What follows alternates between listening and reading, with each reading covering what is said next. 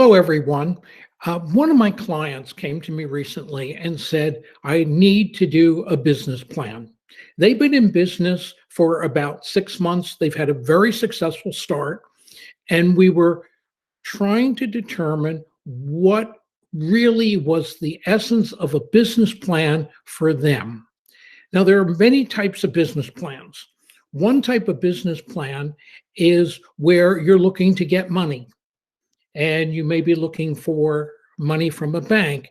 I call that a loan package where you explain to the bank who you are, what your team is, what your niche is, where you're going, uh, focusing on the financial side and doing projections and showing them that you understand the movement and management of money and that how you're going to use the money, and more important for the bank, how you're going to pay it back, how you're going to pay it back, how you're going to pay it back.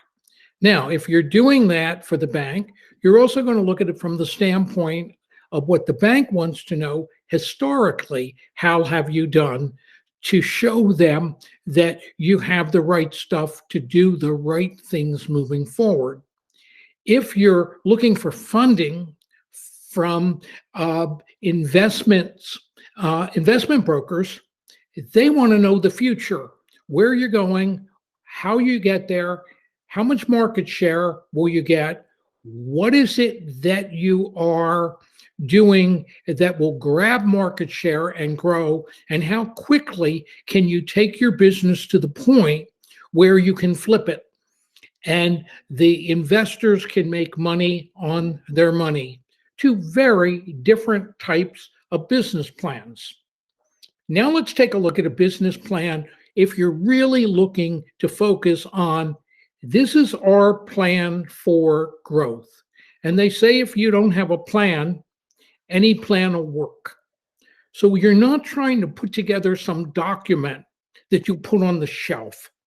You're looking to put together a document that, first of all, shows where you are, where you're going, what it's going to take to get there by way of people, time, and money.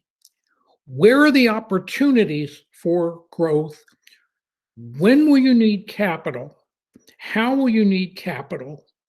And what other resources will you need to bring in to handle the capacity of where you want to go? So when we looked at this, we said, let's get together with our financial team and put together a financial plan, a projections for the next 3 years with looking out to where we want to be within the next 5 to 10 years. So the first thing you do is you identify your profit centers. Where will you be making money? Because now you're looking at your business model and your financial model.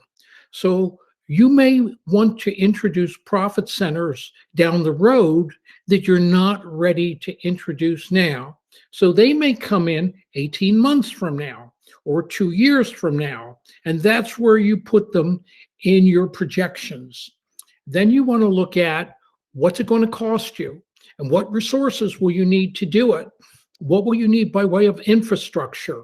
What will you need by way of marketing and sales to create a revenue stream that's predictable? Who are the players you need? Who do you have right now that's really good, that's your core team?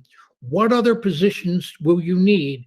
In this company, one of the things we looked at is somebody that can do the operations. Where they are right now, they can do one project at a time, but they can't scale it and do more because all their players are focusing on that one project. They need an operations person to make that possible. We're also looking at ways to scale by introducing other profit centers. And what will that take? And how much time will that take? And how much money will that take? And how will we find those people? All critical things to growth. And at some point, we're going to have to invest money that we're not going to see a return on investment on in maybe a year or two. We're going to look at the marketplace and say, what's our sandbox? Where do we want to play? What's our sweet spot?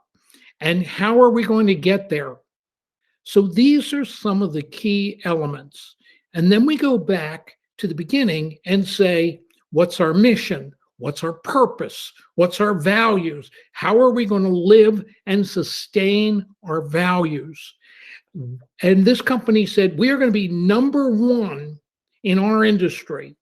Well, what does that mean? How are we defining number one? Are we defining number one in terms of the marketplace, in terms of market share, in terms of the reputation we have?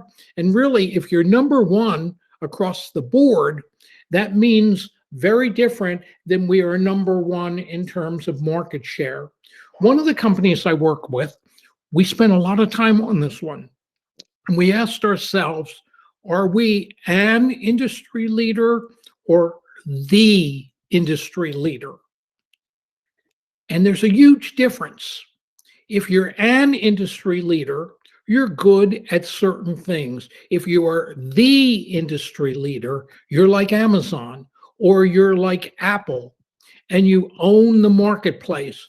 And that means what you do internally as an industry leader and having the right people do the right stuff the right way is as important as what you do externally by way of market share, by way of introducing products, by way of your brand. So there's many things to think about here. And what I'm hoping is that I teased you today with things that if you look at them, then it'll help you get where you want to go. And I want to add one more thing. This company has made the decision that they are building it to flip, that they want to sell this business in 5 to 7 years. Well, what does that look like? What do we have to do today? What do we have to do every day to position ourselves for a buyer that would want to make a strategic sale, which means pay us not just a multiple of EBITDA, but a strategic price because how it fits in with them. Lots to think about. There's some ideas here for you to look at. We're more than happy to work with you to put together your business plan, but look at it as a strategic plan covering all the bases. Make it comprehensive, make it dynamic, make it alive, and be willing to tweak it and change it and add plan B as you go. I threw a lot of stuff at you, but you've got this on the video. Please look through it. We're going to give you the transcript here, and please join us on our YouTube channel and reach out to us, and we'll be happy to help you put together your dynamic plan. Because one thing to keep in mind, you need a business plan for the marketplace and you need a business plan internally. It's all about 1% strategy and 99% alignment. The business plan is for your people, it's for your vendors, it's to bring in new talent. There's about 5 ways you can use it. For the bank, for investors, other ways to grow. It is a marvelous vehicle to put all your ideas in one place and let that be the template for your growth. Thank you so much and have a wonderful day.